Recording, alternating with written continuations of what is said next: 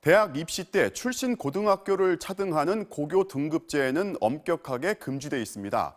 하지만 대학이 암암리에 특정 고등학교를 차등해서 선발해 왔다는 의심은 끊이지 않고 있죠. 각 대학의 학종 실태를 조사 중인 교육부가 이 고교 등급제의 물증을 확보하는 데 주력하고 있습니다. 정동훈 기자가 취재했습니다. 지난달 열린 서울 지역 자사고 입학 설명회. 일반고보다 내신이 불리해도 걱정 말라고 강조합니다.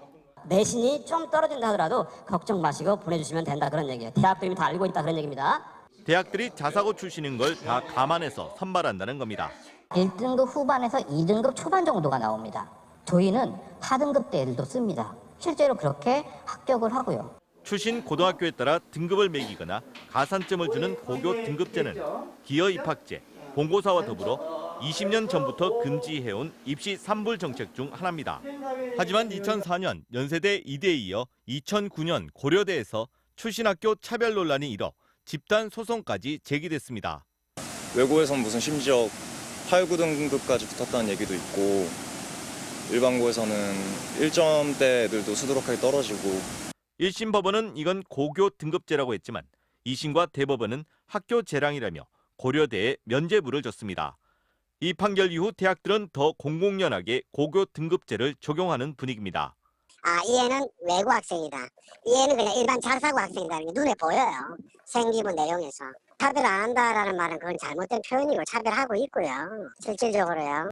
서울대의 경우 수시 비중이 70%까지 늘어난 지난 2014년 이후 지금까지 일반고는 600명 선, 자사고는 200명 후반 선, 특목고는 700명대로 일정한 선발 비율을 유지하고 있습니다. 고등학교 종류별로 칸막이를 쳐놓고 선발하는 게 아니냐는 의혹이 나오는 이유입니다. 교육부도 이번 실태 조사에서 이 점을 주목하는 것으로 알려졌습니다.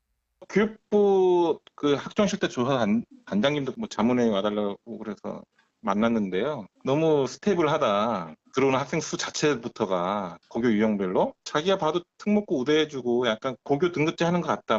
한국대학교육협의회는 각 학교별 수업 방식과 동아리 종류, 교내 시상 현황 등의 정보가 담긴 고등학교 프로파일을 각 대학에 보내줍니다.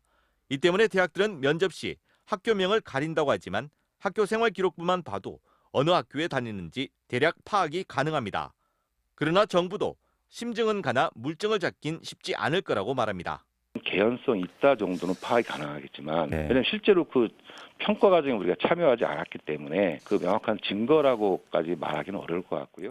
오는 2025년 특목고 자사고가 폐지돼도 강남 8학군 명문고들이 부활할 거란 우려가 나오는 가운데 다음 달 발표될 학종 개선안엔 대학들의 고교 등급제를 막을 특단의 대책이 포함돼야 한다는 지적입니다. MBC 뉴스 정동훈입니다.